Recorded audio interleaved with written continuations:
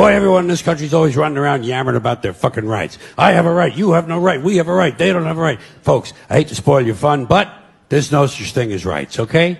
They're imaginary. We made them up, like the boogeyman.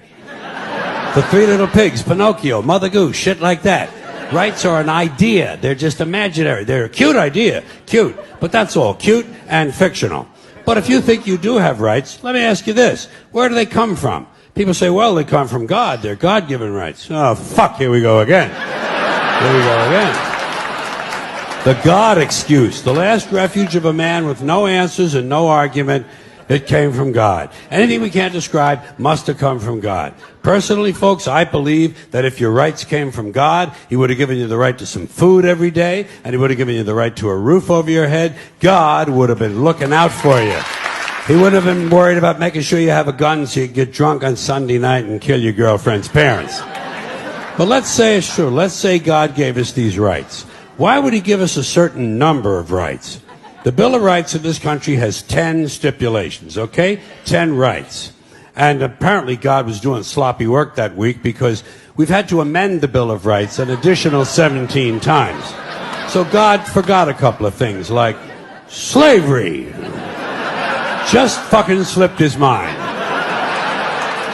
But let's say God gave us the original 10. He gave the British 13. The British Bill of Rights has 13 stipulations. The Germans have 29.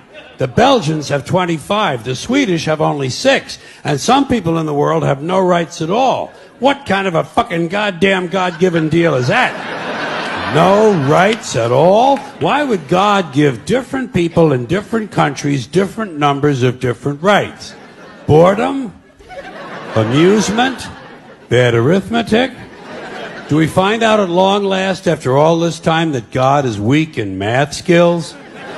Doesn't sound like divine planning to me.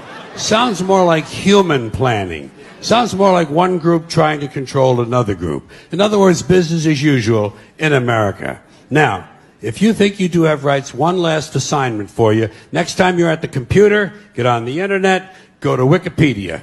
When you get to Wikipedia, in the search field for Wikipedia, I want you to type in Japanese Americans 1942, and you'll find out all about your precious fucking rights, okay? All right. You know about it. You know about it. Yeah.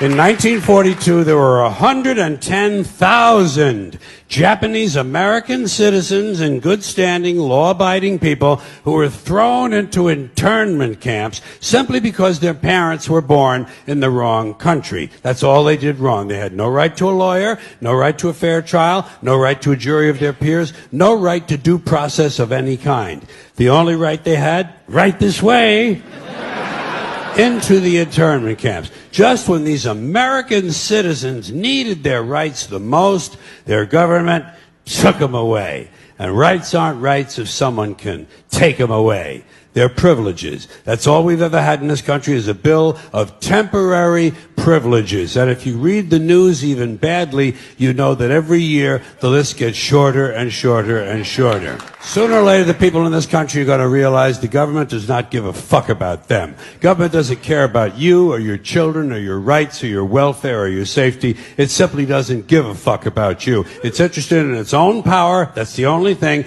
keeping it and expanding it wherever possible. Personally, when it comes to rights, I think one of two things is true. I think either we have unlimited rights or we have no rights at all.